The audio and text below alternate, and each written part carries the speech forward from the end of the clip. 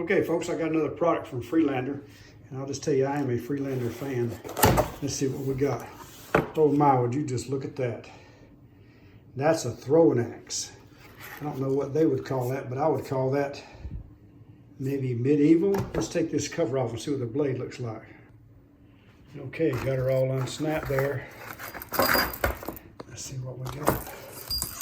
Oh my, I want you to look at that. And that ain't no little one either. That thing's, I don't know, just guessing, good 16 inches maybe. 18 inches, I don't know. But that's what you get when you open the box. A set of them, set of two. I don't know how good you are at throwing an axe, but I'm terrible at it. But I'll take them out tomorrow and we'll find something to throw them at. And if you're looking for some throwing axes, I recommend you give Freelander a look. These look pretty sharp. I think you'll like them. Hey, y'all have a blessed day.